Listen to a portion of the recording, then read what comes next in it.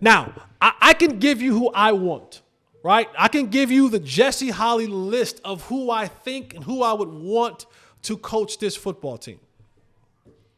Of course, I've said this before. I want my coach to have tapered pants or joggers, tapered. I need the ankles showing. I don't need wide bottom. I don't need boot cut. I don't need the inseam to be loose. I need tapered. I need that thing to fit a certain way. You know what I mean? Wrap around the thighs. I need it to fit a certain way. It just can't be all loosey goosey. You got to be able to show. It can't be all loosey goosey. Pause. For my male viewers. It can't be all loosey goosey. Got to keep it right. Got to have the ankles out. Okay, pants got to have the ankles out. Got to have the ankles showing. Got to have an updated iPhone 16. I don't have an iPhone. I don't have an iPhone 16. This is a 12. I'm cheap. It works. But my coach got to have an updated iPhone. Updated. Got to have the Pro Max. So, of course, my first choice, Ben Johnson. It's easy. I want Ben. And the bias is there. Yes, he's a Tar Heel. I want a Tar Heel here. But he's qualified. He's qualified. He knows what it looks like to build a team from the ground up. And you don't even have to build this team from the ground up. He knows what it looks like to be tough, to have attitude. He knows what it is to be creative. He knows how to build a roster, a team roster, not a name roster. He got the blueprint. He brings that with him. You will have a schematic advantage on the sideline with Ben Johnson. Got to pay. Who I want, give me Ben Johnson. Another name that I wouldn't mind, Robert Saleh.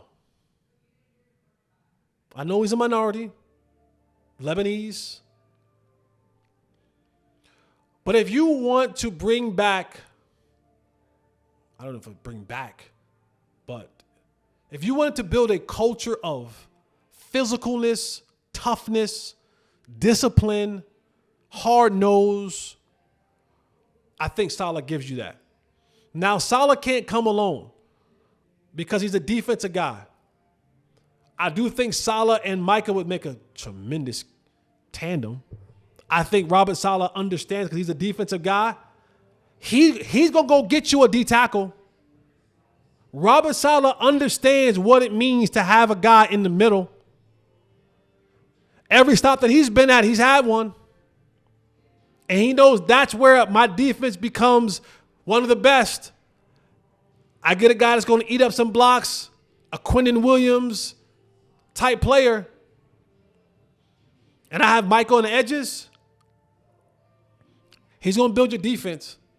And if you look at the playoffs now, a lot of these teams have won because their defense has held on while their offenses found their footing. And then they win the game late offensively. So I would say Robert Saleh. That to me, Robert Saleh would have to bring an OC with him. Joe Brady. Joe Brady, I'm a fan of. I thought, like, again, I know his ankles are showing. I know his iPhone's up to date. I know the creativity is coming with him. You couple guys like Robert Saleh and Joe Brady, Robert Saleh and Clint Kubiak, you might have me. You might have me a little bit. One name that I've been teetering back and forth with. And I would only bring him in as the head coach, as a culture CEO. I don't really want him having the command of my offense and or my defense. But as a culture CEO of the team, who has winning pedigree, who has a Super Bowl, who has Super Bowl appearances as well.